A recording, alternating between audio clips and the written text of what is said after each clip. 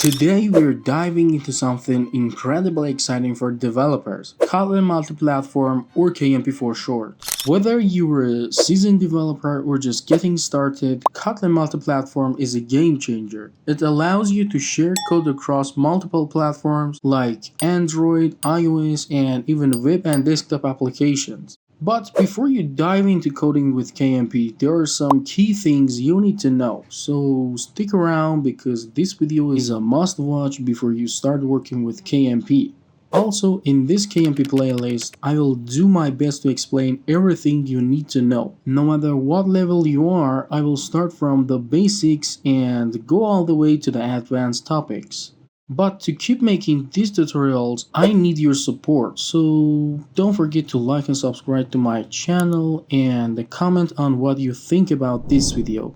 So first let's compare native development and KMP briefly to see their benefits. As JetBrains itself says, native development provides the best user experience, great app performance, and leverages full platform capabilities. On the other hand, Kotlin multi-platform offers significant advantages like reduced development time by reusing the same code for different platforms, consistent behavior across platforms, and fewer bugs, as fixing the bug in shared code fixes it across all platforms. But how does KMP makes this possible for us? To find the answer, we need to check how KMP works under the hood. Imagine you write your Kotlin code which includes the logic that is the same on each platform. KMP shares this code by compiling it into each platform's specific machine code, making the code work on different platforms.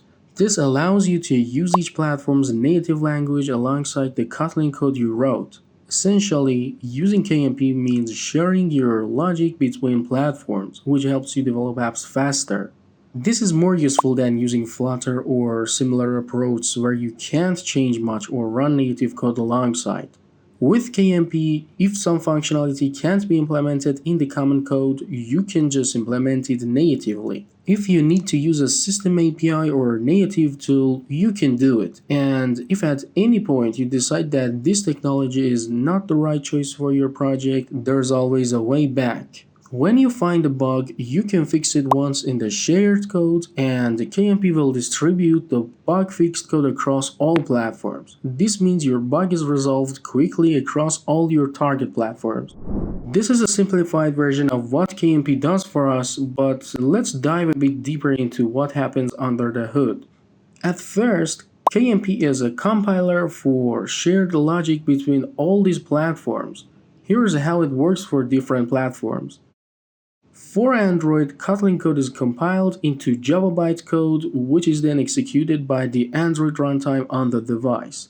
And the bytecode is packaged into an Android application package like .apk. For web applications, Kotlin code is compiled to JavaScript. The Kotlin compiler translates Kotlin source code into JavaScript, and the resulting JavaScript files are bundled using tools like Webpack to create a web application package, and finally the packaged JavaScript is executed by the JavaScript engine in the browser. For iOS, the process involves converting your shared logic code into native binaries using LLVM, which stands for Low-Level Virtual Machine.